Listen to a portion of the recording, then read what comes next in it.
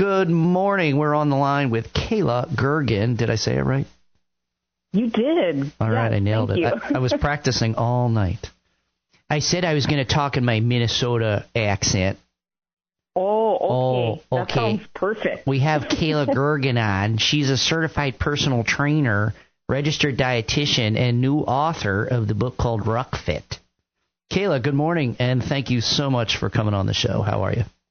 Yeah, thanks so much for having me. I'm excited to be here. And yes, you might get some O's and long O's and A's along the day here. Don't you know? I love it. I'm a fan of... Don't say that. That's more, I feel like it's very regional here. Yeah. Like you can get very specific on where somebody's from. So Wisconsin's a whole different game. Oh, okay. And yes, yeah. Interesting. All right, so let's talk about the weather. How cold is it out there? Eric said it was what? I was seeing -3 as not the feels like yeah, just the regular temperature. What do you got? So air temp is -12, feels like -24. Holy crap. So, folks, if you're listening... That's like a little bit warm compared to last week. So. Oh, it's warm compared to last... Oh, you're having a heat wave. You only have to wear 10 layers instead of 20. Yeah, we have single-digit highs today, so that we're above zero, so that's a plus. Now, do you do ice fishing? Is that a thing? You personally? We live on like a tiny little lake, and we witness a lot of ice fishing. We used to do a lot of it, but we haven't done a lot yet. We've learned that cold weather is not good for my husband's fibro. So he has fibromyalgia, and we're exploring places to winter for that very reason. Oh, okay. Ice fishing, we love it, but it hasn't been as much in our routine lately. Mm-hmm. That's interesting that the cold affects him in that way. Yeah, it is weird. Mm-hmm. Yeah, it's just I don't have a lot of. I have some experience with that with clients and people that I've trained and things, but I've never heard of the cold. Although it does make sense. I know a friend who has he gets gout. And that's this buildup of uric acid crystals. Is that right? And the cold definitely affects him. Huge. So does beer. Yeah. So does beer. Well, he doesn't drink anymore as specifically because of that. But no, they're alcohol free as a matter of fact. But yeah, cold and beer. So, all right. Yes. Well, let's talk about your book. I want to dive into your book here a little bit. So, and talk about your experience. So, how did you find rucking, and what brought you to then decide you wanted to write a book about it? My journey of finding rucking, I actually, much like this, I heard rucking on a podcast. I was listening to The Drive by Peter Attia. Oh, okay. And he was actually interviewing Michael Easter. So he is an author. He's well known for The 2%. Comfort Crisis was the book where he was talking a little bit more about rucking. He had a chapter dedicated to that. And I was like, oh, this sounds interesting. This was mid-pandemic, so I was just...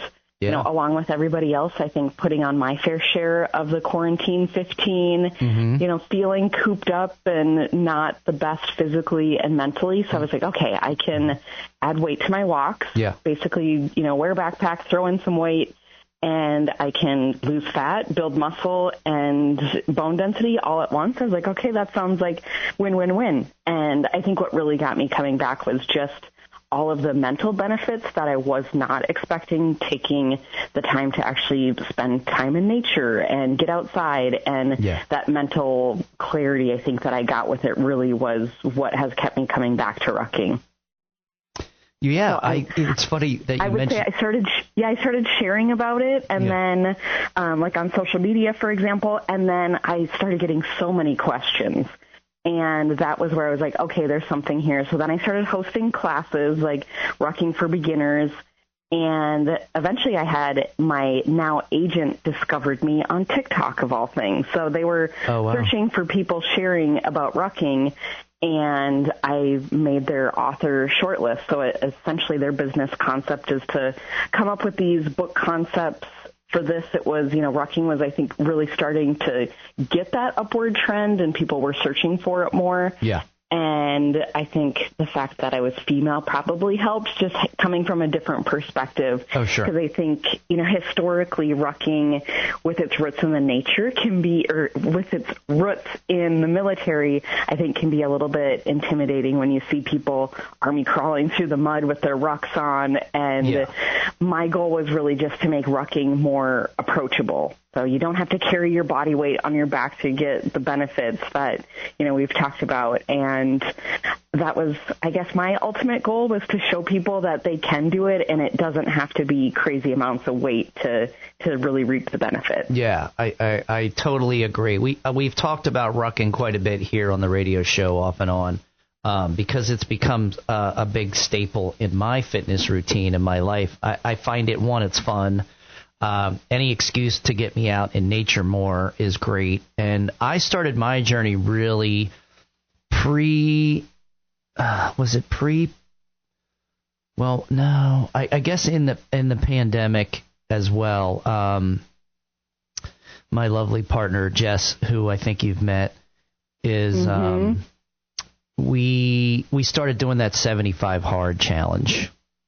Yeah. Yeah. And, she really wanted to do it. It was really like we were listening to podcasts and dialing some things in. And the first thing I was like, well, when I hear challenges, like a lot of times I'm like, ugh, another dumb challenge. Somebody's coming up with something to sell something and yuck. You start bracing. Yeah. I'm like, what crappy information is it going to be about? Like what ridiculousness. And so if you don't know what 75 hard is, oh man, now I can't even think of the guy's name. First Form. Andy Frisella. That's it, yeah. Frisella, Andy Frisella. He's like the CEO of First Form, their big supplement company. He has a podcast. He's outspoken in general. He has a pretty cool story if you want to go check it out. And he has a few podcasts dedicated to this challenge that he came up with.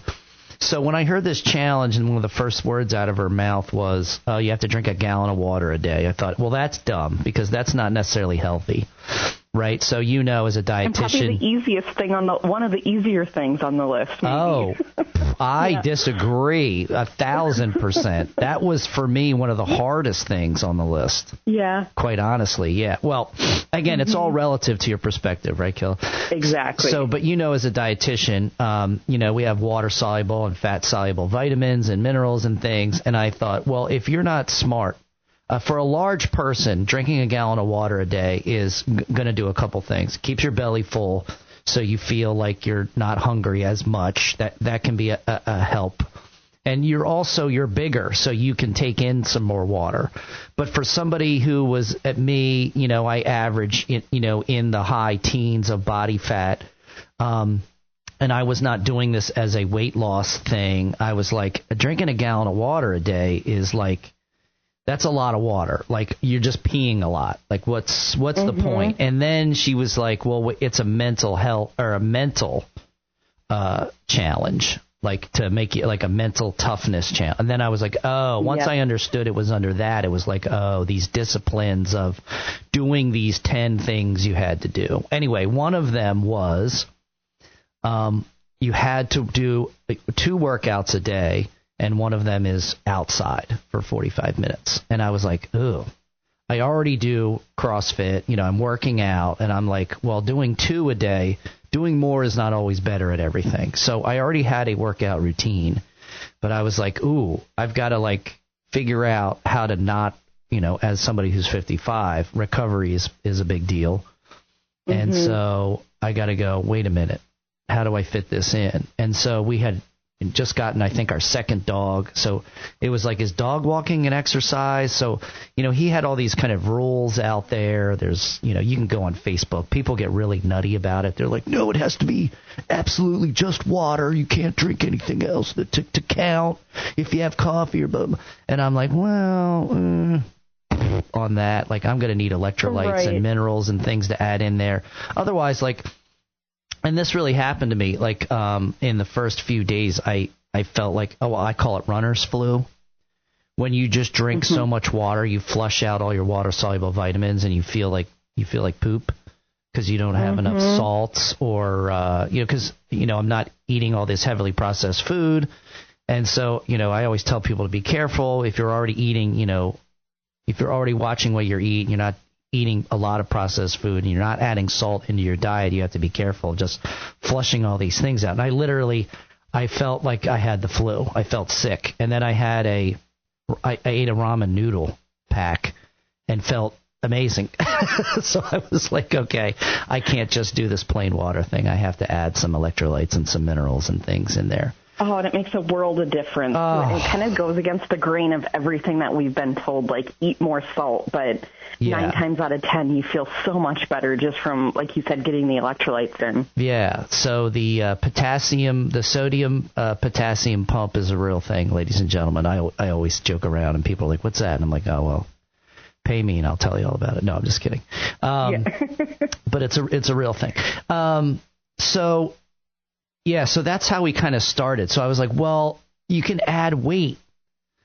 Grab a weight vest for my walk, and now it's going to be considered, I didn't feel like I was just wussing out, just doing like a 45-minute walk, where, some people are like, well, walking is exercise. And it's like, well, there would have been a time I would have had a harder core kind of answer about like, no, like you should walk. Walking is a mode of transportation. It's not exercise. But there is a population out there that I want to help get into routines of things. And so, like walking is a great gateway drug to, some healthy habits. And then if you can so that was this whole thing kind of developed. I bought a weight vest. We got weight vests.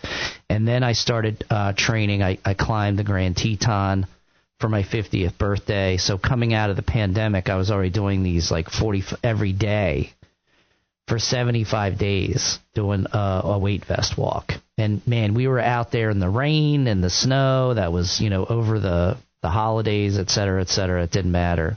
So that was my entry level into like rucking and then going mountaineering. And it was like, well, you got to carry this pack up the mountain when you go, and it's going to be about 40 to so pounds, depending on what we're doing.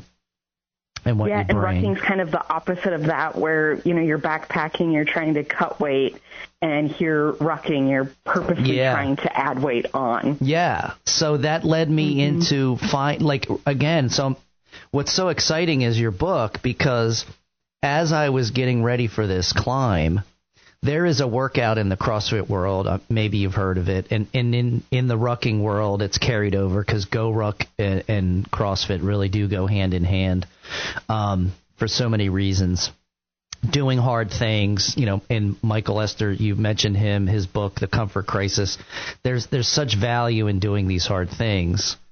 And so the workout Chad, where it's 1,000 step-ups with weight, and you could either wear a ruck or a weight vest or whatever, because that's what Chad Wilkinson did to prepare for these mountaineering, anytime they would do mountaineering gigs in his branch of the service, they were like, oh, you want to do steps. So I had been reading about that.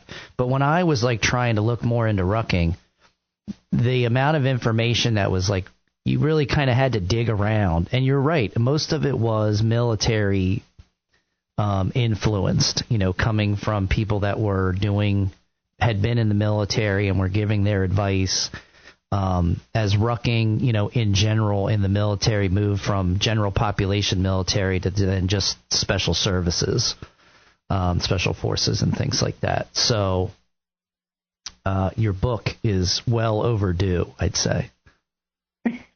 Well, thank you. Yeah. Well, and I guess like I was saying, I want to just, find the middle-aged person who's maybe doing nothing or doing something and they want to do more. And I find, we do things like walk, but I think that there's this component where we feel like it's not enough. And I think rucking helps it be enough in a lot of cases. Like you get those mental benefits by getting outside, but now you've got your ruck on, you're getting a lot more bang for every step, essentially. Just, if you can walk, a lot of times you can ruck, but I do say you don't have to turn every walk into a ruck, because I do see that kind of flip on the extreme where it's like, okay, now I got to put weight on every single time. And we have this like all or nothing tendency to go all in or all out. And I think, for me personally, that's one reason I really loved rucking is I could scale it up and ruck heavier on days I felt like I wanted a challenge. And then, like you mentioned, especially with age, it's like we really have to factor in recovery. And maybe that means a light ruck or just going for a walk and getting steps in. Yeah, I think that's, I think you hit it. And what's funny is this morning I woke up, another friend of mine in the rucking world, and who is also into mountaineering, and she shared a clip. It was from Saturday Night Live, and they were, I think if you're being made fun of, I said this earlier before you came on, if Saturday Night Live is making fun of you or a trend, then it's hot.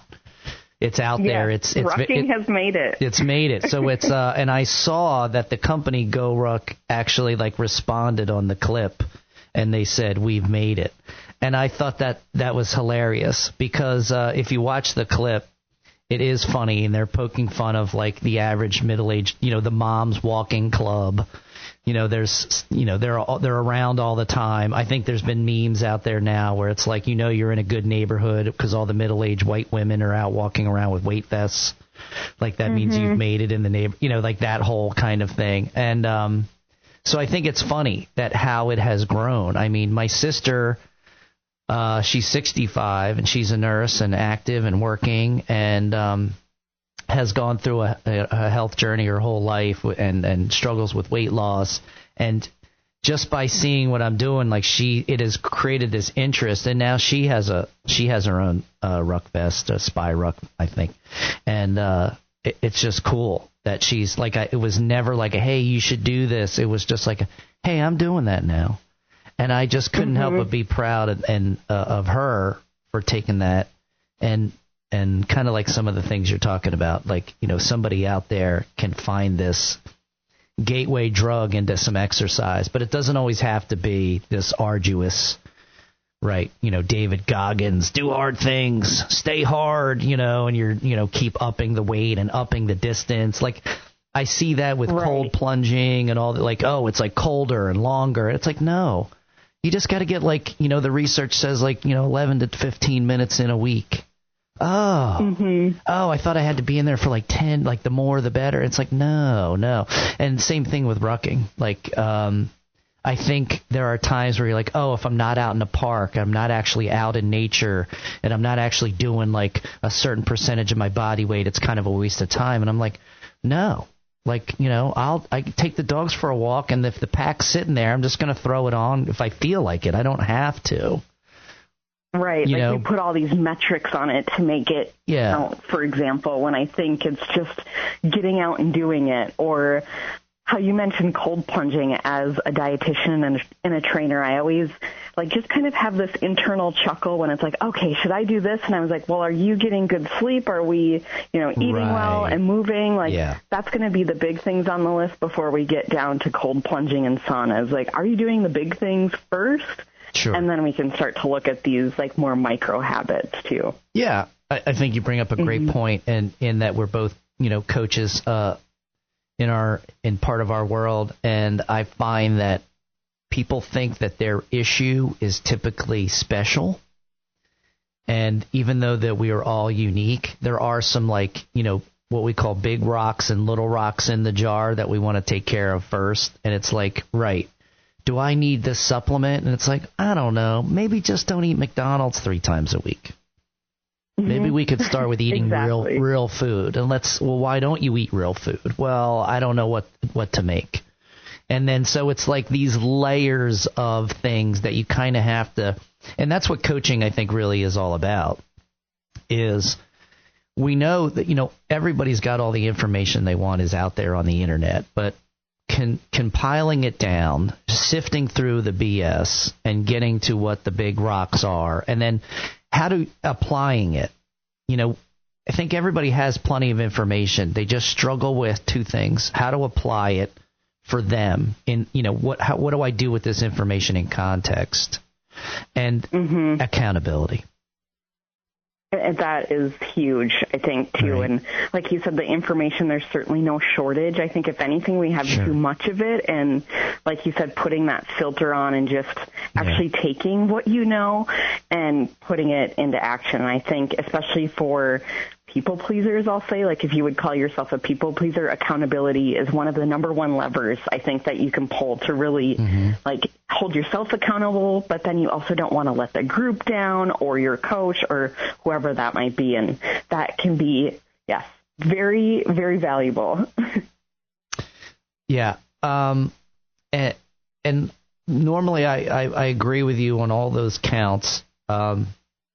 But except for information about rucking, which is why, again, I'm so glad that you wrote this book. So I did not read the entire book. I skimmed through it because I just find it makes for a better conversation, because then I can ask you questions.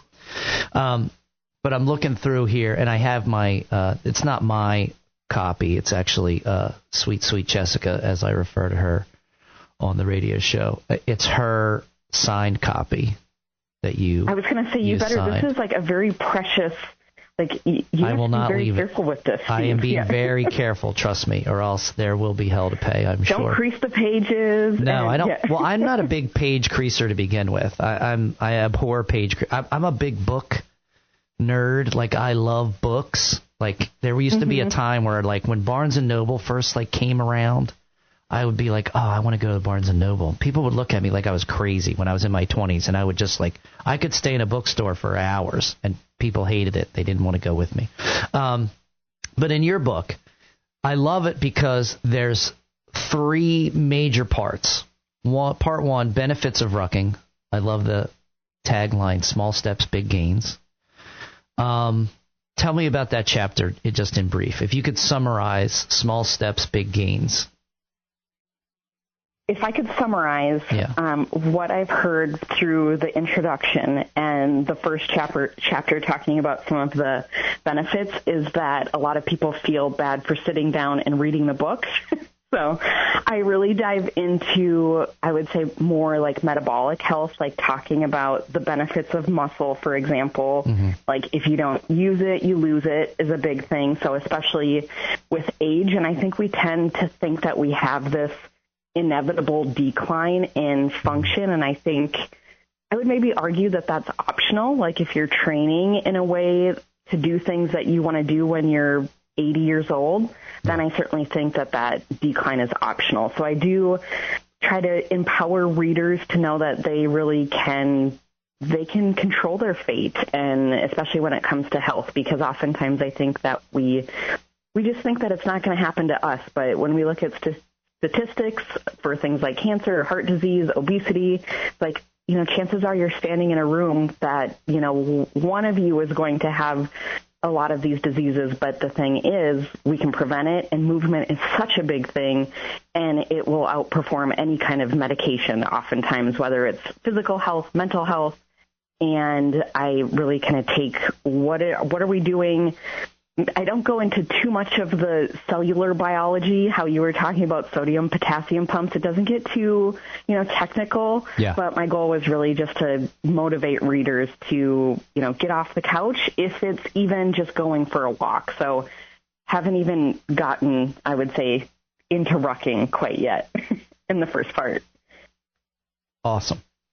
And I love that. Keep it simple, right? I think one of the things that we want to do when we want to influence somebody and get somebody doing something is you want to give them just some actionable steps, right? Speak to what the problems are that they're having. Oh man, I want to get moving, but I don't know what to do. So I love that small steps kind of idea. And then what's the benefit? What am I going to get out of it, right? And we're hitting some of these hot buttons. I think one of the and the other thing is, I think it's huge because weighted walking in general, not necessarily rucking. I mean, rucking is, I think people are like, oh, you just got to walk around. What is rucking? I hear that all the time. Like, I did an interview not too long ago. A guy he was just walking down my street, and I got out of the car. This is how nutty I am. I ran up to him. I said, hey, excuse me, can I talk to you for a second? He's like, yeah. I'm like, what are you rucking for? Because he had a pack on, and he's walking, in the middle of our small town. And he's like, what? What's rucking? Well, I'm like, you're doing it. Do you have any weight in there? And he's like, yeah, I got some books in here. And I'm like, well, what are you training for? And he's like, oh, I'm doing this. What was it called, Eric? I don't remember. sure. The something de Santiago. Yeah, I'll look it up. All right. I forget what it's called. It's like this. It's really based on this religious pilgrimage over in Europe. I think it goes through like the Pyrenees Mountains or something at some point. I don't know. It's this 500. Was it 500 miles? No. Something like that. It was like this really long trek. Mm-hmm. It takes like a month to do. You know, you crank out like 15 miles a day kind of stuff, and you're walking around through like part of Italy and Spain or something like that, and you get to like the Church of Saint Joseph is where you end up, and all these miracles had happened along the way, et cetera, et cetera. Did you find it? Mm-mm. The something de Santiago. Anyway, I'm screwing it up. But anyway, he goes, yeah, what's wrong? I'm like, well, you're doing it. And he goes, oh, well, I'm doing this big, long hiking journey, and you have to carry, what you need. Camino de Santiago? That's it. Camino de Santiago. Yeah. It's like a really big deal. Like they make a big, there's, way stations along the way. There's little things and places you stop. Like everybody's doing this thing. Yeah, Frank Welts. Frank Welts was the guy. Yeah, he was just some guy in town that I stopped and was like, yeah, I'm getting ready for this Camino de Santiago. And I was like, wow, that's so cool. I want to have you on the radio show when you get back. And so we did. And it was such a great, interesting story about how he had kind of trained. And it's just doing this kind of stuff. But he didn't know what rucking was. But I do see, I found GoRuck. And I call GoRuck an event company first. I think that's where they got their landmark. And then they started making gear for rucking. And then I think, if they're smart, they go, hey, women are picking up on this weighted. You could go to Target and buy this crappy weight vest that's, it does the job. I say crappy meaning like the quality of it compared to like an actual rucking, some equipment. Not that that's a barrier of entry or should be like, oh, I've got to get the best of things. But it really does make a difference. And I'm like, hey, man. You're right. I remember the first GoRuck event we showed up to was in like Center City, Philadelphia. It was like more of a historical thing. We were going to historical landmarks. I think it was like about 12 miles we did. This was like right after all this craziness and political turmoil, around the election and things between 2020 and 2024. And here we are walking with a bunch of dudes, and two women, and, we're carrying the American flag. Everybody's kind of dressed the same in like kind of militaristic type garb. You know what I'm talking about? Like everybody's got like cargo pants. It almost looks fatigue. Everybody's wearing like brown, black, or olive drab. And it looked like, and I'm like, how is this going to be taken as we're walking through the city? And we had nothing but good, people were all like, hey, what are you guys doing? Oh, we're doing rucking. Like, oh, wow, that's crazy.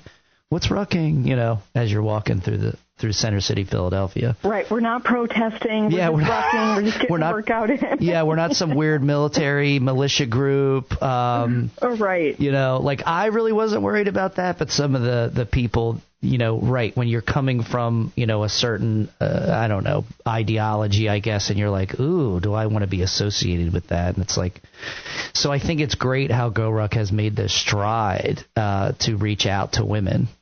And then, so you got to go to the Ruck and Flow, correct? I did. It was absolutely amazing. And that's where I met Jeff. So yes, it was awesome. Yeah, let's talk about that experience. So again, GoRuck is an event company, and they put on this event. And I don't know what happened, but it's like GoRuck flipped this switch. I'm sure it wasn't just somebody woke up one day and said, hey, we should start marketing to women. That would be a good idea. But the co-founder and wife of the other co-founder, right, Emily McCartney, they have all kinds of events. Go to the GoRuck website. There's all kinds of rucking events in and around. They support the military.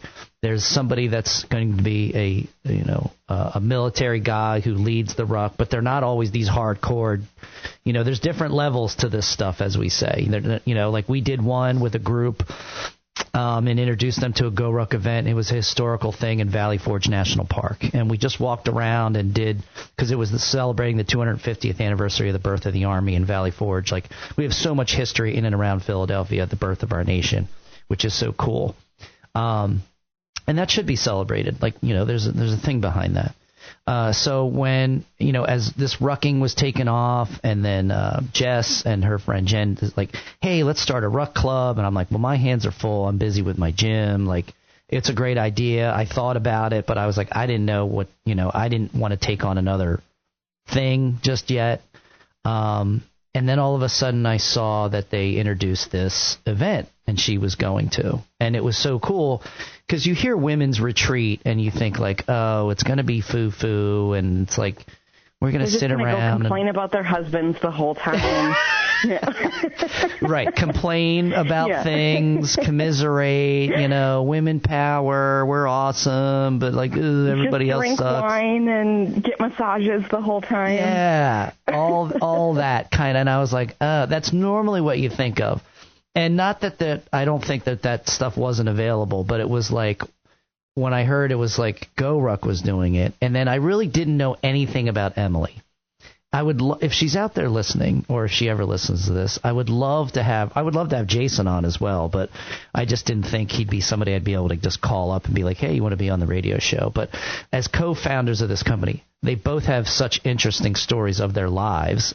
Just the story of how they met, you could talk about for an hour or so.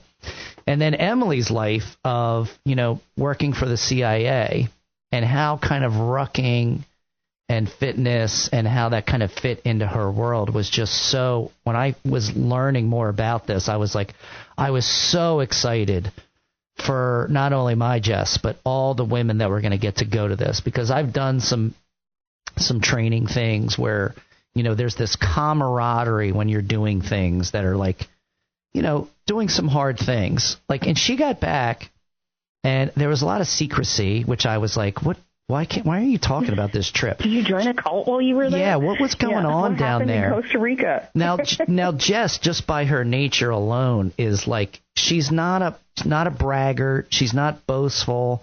She's very like humble and kind of, like, oh yeah, I did a thing. Like, I never feel like she really gets some of the credit she deserves for, doing these wacky things with me, like, continuing to, like, she does these hard things, but, you don't see her really talking about it too much. Yeah, and she's very humble about it. Yeah. Mm-hmm. And so when I saw what she was going to be doing, I was like, oh, I hope this is going to be what I think it will be. And I think it was all those things. But there was all this secrecy around it. So can you talk to the listeners about why it was like why it was so secret? She's already like, oh yeah, we did a thing, I did this, and then I saw a picture from her friend would share, like you climb this humongous tree. We climbed like 70-foot trees. Yeah, and that's exactly, I was in Jess's group for that. Okay. And it was and that was like a surprise. Like, this was one of 10 surprises of the day. So I think like the secrecy might have been partially just overwhelm on all of the surprises that we got. It was waterfalls and tree climbing and, backpacks full of free gear on day one or something. And then it was just absolutely amazing. So basically it was, I believe there was 20 of us. We met in Costa Rica. Mm-hmm. You have to take the big plane to get to the little like propeller plane, which was something I had never flown on before. So I know there was a lot of panic and anxiety for some people around that. Like, you can see the whole time. It's not like you're up in the clouds. It's like you're up and there's, cracks in the window and air coming in. And that was an adventure of its own. She sent me a picture. And I was like, are you the co-pilot? Because you are literally sitting right behind the pilot. Like, there's no door, there's no cabin. It's like she could have reached forward and she's like taking a picture going from the front of the cockpit windshield out to this jungle and this little landing strip you guys were about to hit. And I was like, were you flying the plane? Like, it was like so small, and I'm pretty sure the pilots were like texting mid-flight too. So I was like, She mentioned there was a lot of skittish moments to this whole thing of like, what is going on here, and how the big plane to the little plane was a very different experience for her. Right, and then you pull up like in the middle of the jungle, and then there's our resort, like just hanging out like in the middle of nowhere. It felt like, so it was very remote. the area where we were at. I mean, we had monkeys at breakfast and, all kinds of, critters and creatures just around us at all times. And mind you, this was August. This was Labor Day weekend in Costa Rica. So it was, you're just you have this constant sweat about you. It's like, it just felt good to come home and be dry. It was very humid, kind of the rainy season, but I think that's what made it really cool too. We felt like a bunch of G.I. Janes, just like doing a beach workout with our like weighted vests and rucks on and throwing stuff on the beach and, swimming. We jumped off boats to essentially swim. So we found out in that little exercise that rucks are, semi flotation device. So they can kind of double as that. So we felt, just very badass. Mm-hmm. Another. And you never know what you're going to get when you get 20 plus women together. I think, being more introverted myself, I was a little bit, nervous having not knowing anybody. Yeah. And there was zero drama. It was, you just don't know what you're going to expect. And if anything, I found that a lot of women were like going out of their way, like, oh, I haven't gotten to know you yet. Like, let's connect on our next ruck or something. So I thought that was a very unique. So I think a lot of the maybe secrets or surprises came from the people themselves. And I know Ruck and Flow 2026 is open now, but I feel like our group is like bonded for life. So, Well, I think it was interesting because I was rucking the other day with Jen, who is, good friends with Jess, and I know you got to meet her. And and we'll talk about why I've been doing all this rucking lately here in a second. But the idea that they had this, again, Go Ruck, they have these events, and then every once in a while they have a big event. Like going to Costa Rica, it wasn't like it's not like an easy, I'm going to the city for, a couple hours, right? You're going for a days, like almost a week. And you're going to a foreign country, and then it's like, what's happening there? So one of the cool things I think about Go Ruck is they're like, we're going to give you some basic parameters about the event. And then it's like TBD, to be determined. Like what are you going to do on it? Well, we're not going to tell you. So this idea of finding out. Yeah, you're exposing yourself. Like they always say, like, oh, you're going to do like they have like what's called a basic is their entry level rucking event, and they're like, well, it's going to be between 5 and 7 miles. So for a lot of people that are big planners that are like, oh, I want to prepare, I want to know. It's sort of rucking to me goes in this bucket of just being prepared for life. Like, for example, there's this idea of like, well, what do I do to like stay in shape? And it's like, well, I got to be able to traverse long distances. This comfort thing, if I can just get in the car, I'm going to ride my bike. How do I get there? It's like, well, you might have to hoof it. Think about that in an emergency situation. Like that is one of the biggest things of, I would think, in a survival situation. And I don't mean like end of the world type stuff, but what if we had to evacuate Westchester Borough here, or you had to evacuate your town or home? Like people, there's just certain preparedness that I think you should have as a human being. Like you should learn to swim. A huge part of the world is covered in water. You should learn how to swim. To survive for yourself. I got to meet Greg Glassman one time, and he said there was like 3 big things you should learn how to do. You should learn how to move well, and I throw rucking into this bucket. You should learn how to move through your world. You hear about people going to like Disney World or things, and they have to like train, like they go, oh my God, I'm so sore, or I'm so tired. It's like, what did you do? You walked all day. You should be prepared to do these things, I think, in your general life, and there's seasons of that, and I'm not being judgy or sound like a jerk, but you should, it shouldn't kill you. I think we get to a certain age and people just stop. Why we age out is the research is more and more robust every day, Kayla, that says like we don't just hit an age and things go downhill. It's like they go downhill because we hit an age and we tell ourselves a story that we shouldn't be doing certain things, or we can't do them anymore, or we just stop doing them.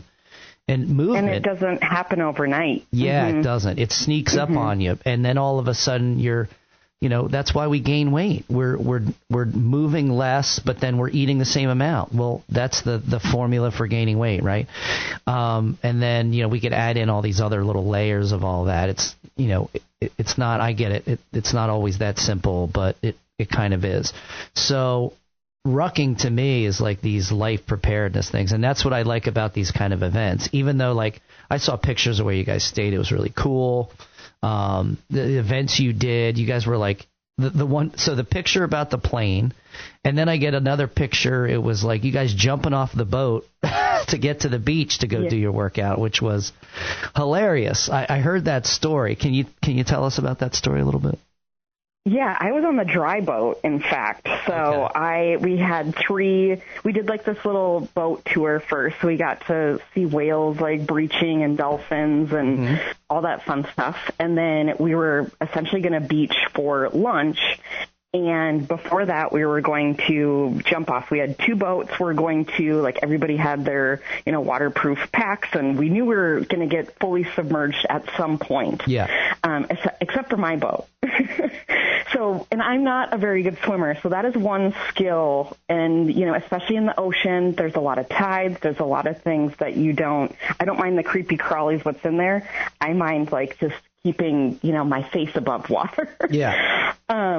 So we basically are getting close to shore, and we're just sitting here, we're waiting for our captain, and he just looks at us at one point because everybody's jumping off the other boats with their rucks on, swimming to shore, and we're like, aren't you, going to beach? Like, we've got extra things because we're the dry boat. And he's like, no, this isn't happening. So anyways, we ended up not being the dry boat, and we ended up joining the crew, which I'm glad, like looking back, had I not jumped into the ocean with my ruck on and swam to shore, that would have been very sad, not getting the full experience. But we get to shore, it's pouring rain, and we're, do our workout and then eat our lunch. And and that was just noon. That was by noon. And I think maybe tree climbing was later that day. It all kind of like blends together, but it was like 3 days of, action packed. It was, even having, a pretty decent fitness capacity, I felt like I came home and was very, I would say, humbled, but then also pushed myself. And I think that's what really made the trip very special, is you got to see so many people push beyond their comfort zone.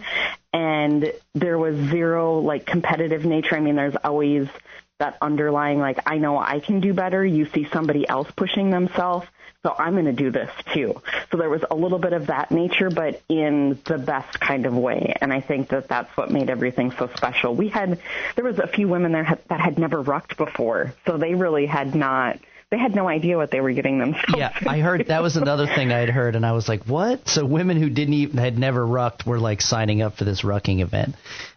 Which kind of goes, kudos to the marketing team or whoever they're reaching out to get people to say, yeah, I've never rucked, so the first time I'm going to do it, I don't even know what it is, but I'm going to show up and I'm going to do it in the jungle in a foreign country. Right. Like, exactly. With people I don't know. Well, and to be fair, it was ruck and flow, so there was a little bit of yoga, but I feel like the rucking certainly outweighed the flow component.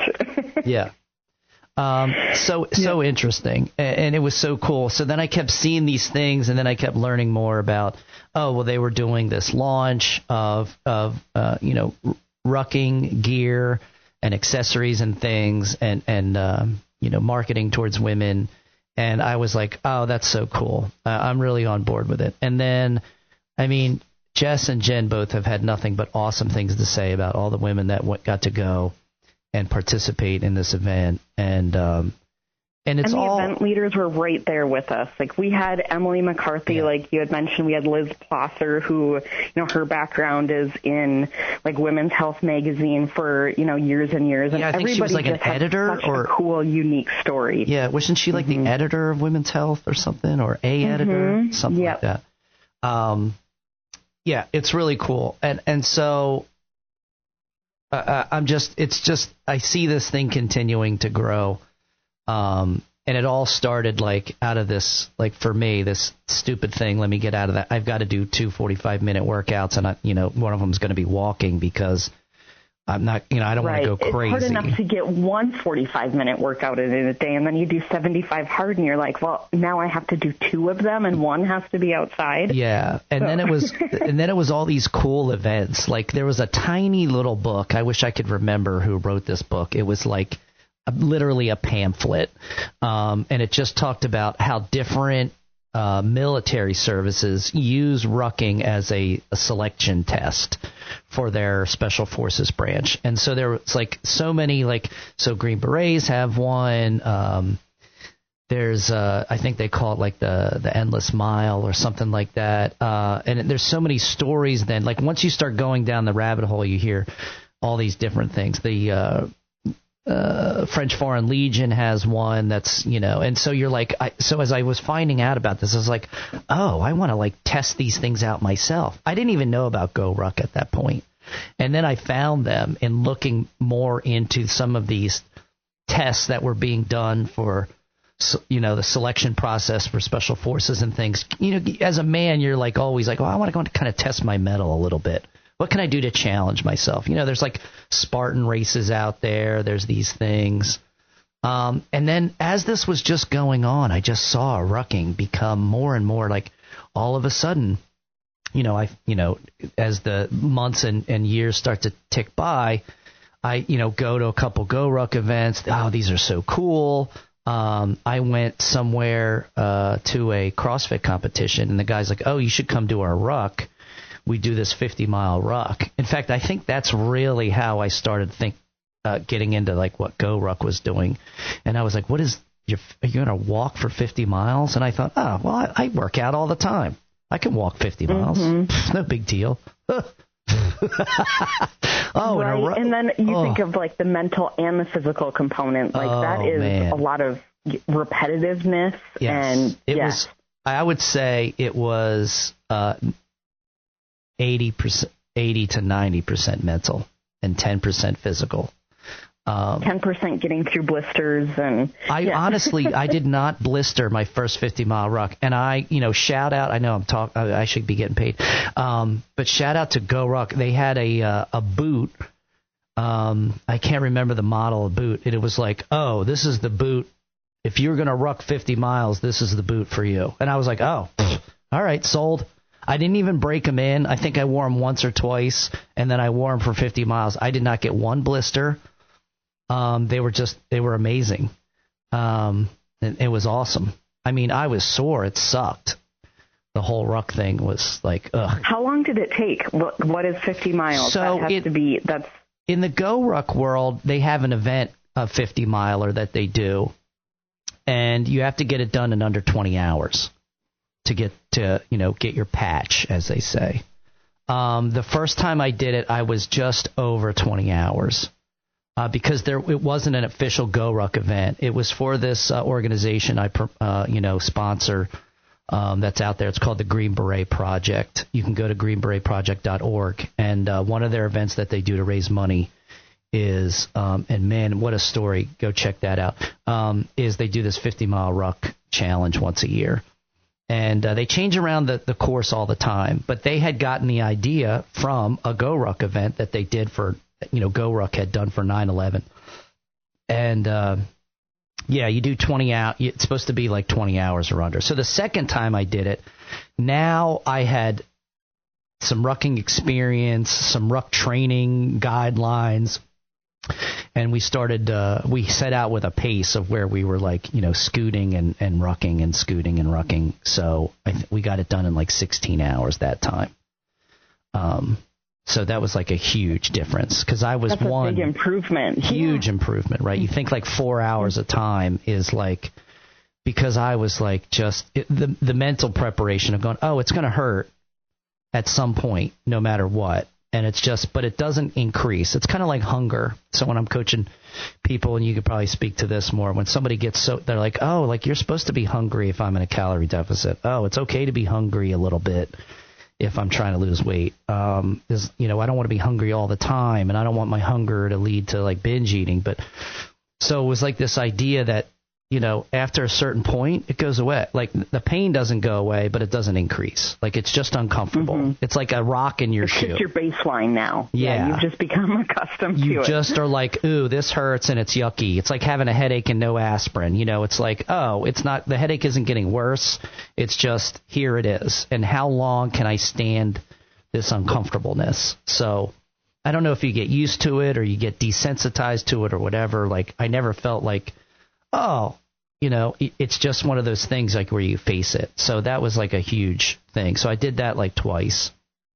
That had to be emotional. I'm just like imagining crossing the finish line. Oh my God. All this amount of suck. Like, yeah, I feel like huge there had to be lots of of tears at the end, but I won't ask you to confess on I have radio, no problem telling you, Kayla, the first time I did it, right?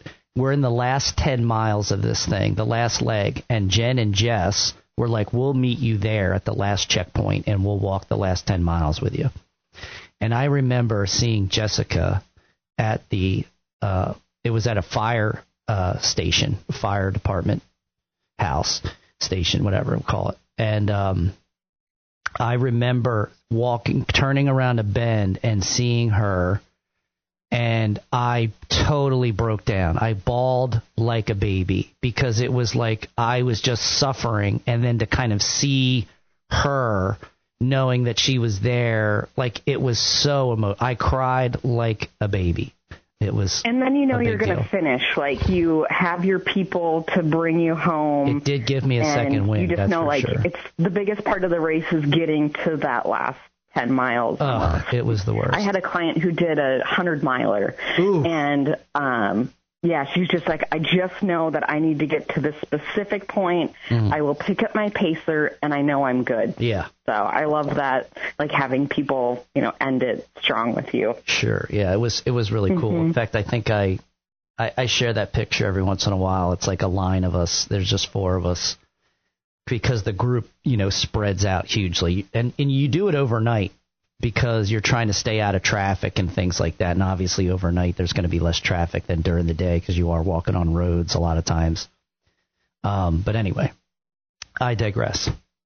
What was most interesting, and we're getting close to the end of our time here, was because of your dietitian, you are a dietitian, and your experience, I was like, oh man, I wish I had this book for my first 50 miler, because part 3 of your book, Fuel Your Resiliency, boy, does that hit home, because I can tell you I did not eat enough. So, and I would say that's the number one mistake. Yeah. So let's talk about that. How many, I know caloric expenditure is a very individualized thing, but everybody out there wants to know, how many more calories am I going to burn by just throwing on some weight? And is it more weight causes me to burn more calories maybe? Or, tell me some of your fueling prescriptions without giving away the farm here that you have the information in your book.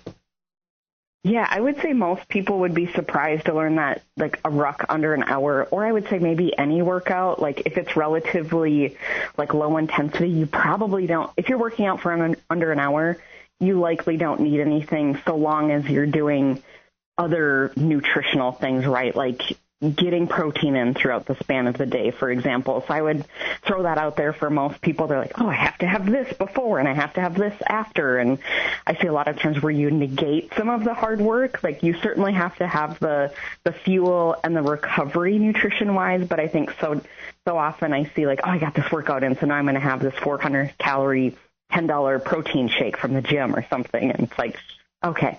But the longer fueling, I would say, it really depends on the person, and I would say what their individual diet looks like already. Like I see some people who they prefer eating lower carb, for example. So, maybe they're munching on like trail mix, for example. But in terms of like specific timing, I think what you had mentioned is just not fueling enough for a lot of those longer races.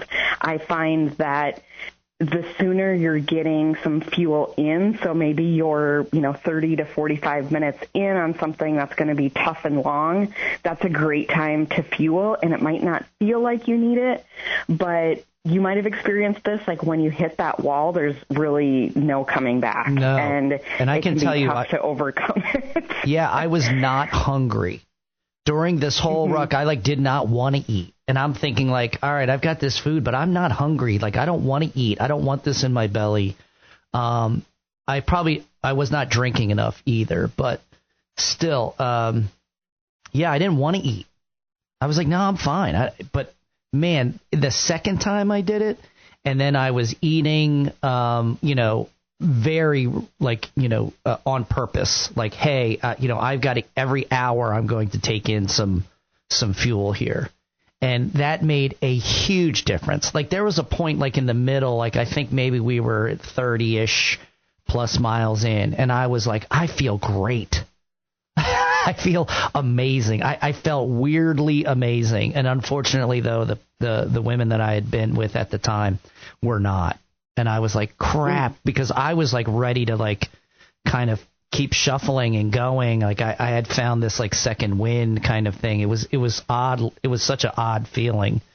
And they were not. They were suffering. So, of course, I stayed with them. I'm thinking back to one of our jungle rucks too in Costa Rica. We had I think an 8 or 9 mile jungle ruck, and it was very, again, humid. And I will say that was a great reminder, testimony on the electrolytes. I know we kind of talked about this at the beginning, but supplementing with a crazy amount of salt a lot of times will make you feel a lot better, especially if you are a heavy sweater, or maybe in your case, temperature wasn't as big of an issue, being it was overnight. But I will say hot, humid climates, sipping on electrolytes and making sure they have salt in them. I see a lot of times where, clients are having I have my Ultima electrolytes, but I was they virtually have no sodium in them. So that can be one of the little micro minerals that can help tremendously with just performance and overall how you feel. Awesome. We're getting close to the end of our hour here. Kayla, is there anything, we were all over the place, is there anything that you want to cover or before we go?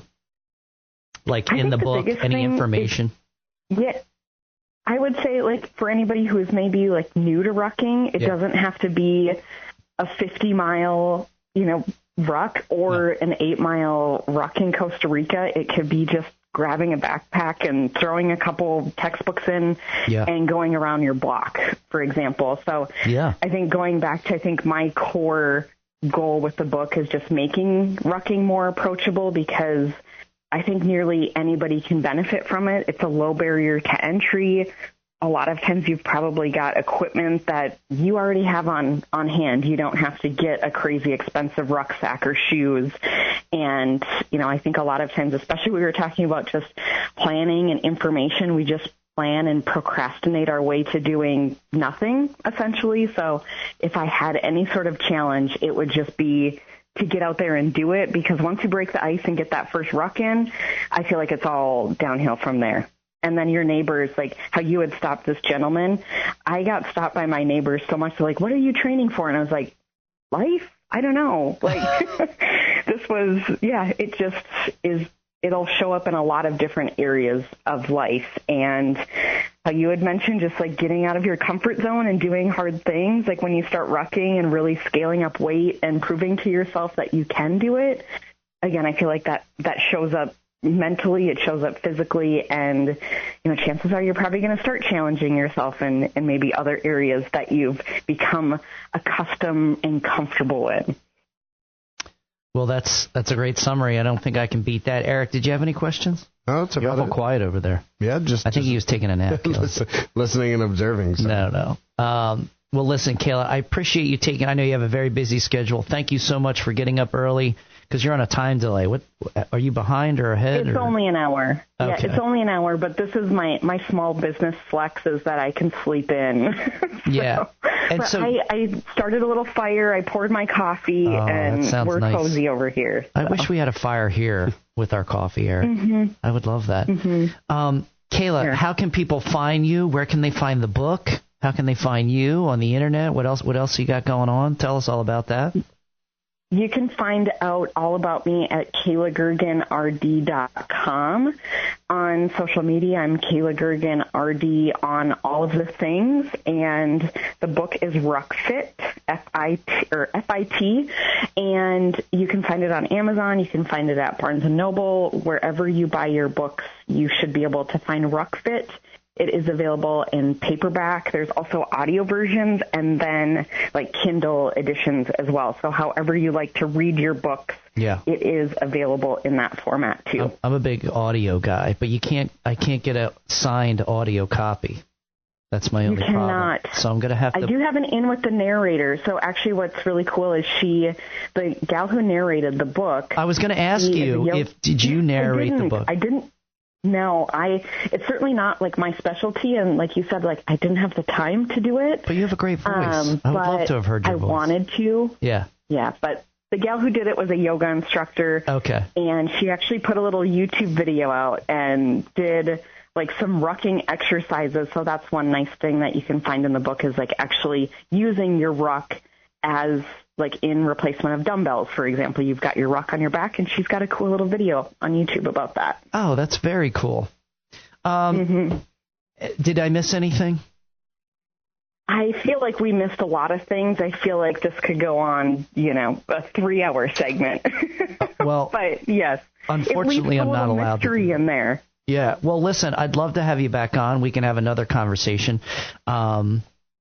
Especially if you have anything to promote, but even if you don't, I'd love to have you back on. We can talk about anything you're doing. What I really wanted to cover, but we didn't get to, but it's also kind of at the end, is you came up with this Ruck Fit challenge, which, we introduced that to a number of people at the gym, and we got a bunch of patches for people through the Westchester Ruck Club and things. It was get those 10 rucks in. I still have 2 more to go. So I procrastinated because I thought, 10 rucks, I'll get that in easy. And now I'm like, I have to ruck every day this week. But there was no rules on it, and it was just this idea of getting it in, which I loved. And a great time of the year, January, so as people are thinking about, let me pick up a new habit, I should be exercising, what can I do? We had a couple... I had a woman, 1 or 2 women at the gym. It was like this was their first time rucking. I was like, were you doing this on your own? And no, this was like they just started, and it's a result of like this challenge. So you could look up hashtag Ruck Fit challenge, and I don't know. It's probably a little late to get 10 rucks in by the end of this month. But yeah, you might be cutting it close, but anything can happen, right? You never know. That could be somebody out there, some nut's going to be like, I can get 10 rucks in between now and the 31st, right. Between now and Saturday. You get to make the rules, so it's honor system. It is honor system. It's great. Well, Kayla, listen, I'd love to have you back on sometime. Maybe we can go deeper into some other topics about rucking or even about nutrition. It'd be great to have you on and talk about things like that as they we could go on all day about nutrition. Oh, man. And what to do and what not to do. Yeah. Yeah, that's a week-long segment, I think. That's a segment, yes. Yeah, there's a lot of crap out there, but thank God there's people like you out there kind of trying to blaze the trail through the baloney and bull crap of nutritional information out there, because there's a lot of... Yeah, I know you're there too. We'll keep doing the good work. We're fighting the good fights over here. Kayla, thank you so much again for taking the time to come on. Again, Kayla Girgen, everybody. Check out her book, Ruck Fit. It really is a step-by-step manual. It highlights the physical benefits of rucking, and then inside you're going to find a survey of gear and gadgets, which I think is super helpful. Different, weights and different kind of footwear and more. There's some training plans in here, not just for rucking in general, but like mobility and aerobic fitness and some strength, like how to use your ruck pack in other ways, not just keeping it on your back and walking around, some advanced strategies. And most importantly, what I think, anyway, for me, the nutritional protocols to help optimize your performance. Because I think, you have movement as a practice, and then nutrition and refueling and your recovery is the other wheel of that bicycle. And I think they both have to have both tires pumped up. So, Kayla, thank you again so much for coming in. Success to your book. I'll be ordering my own. How do I get my own signed copy? Do I have to talk to somebody? I can hook you up. All right. Mm-hmm. All right. I'll order it. I don't want a free copy, but I would like a signed copy. So I'll be reaching out to you about Sounds good. that. I will take the royalties. Thank you. All right. Kayla, thank you so much. Have a great day. Thank you. Stay warm out there in Minnesota. Too. What is it? Negative what right now? It is, I don't know. The sun's out, so that helps. But we're maybe up to feels like of negative 20. Oh, that's it. Okay, great. You go out there in your bikini and roll around in the snow. Yeah. All right. Well, listen, have a great winter, and I'll talk to you soon. Thank you so much, Kayla. All right. Thanks, Steve. Bye-bye.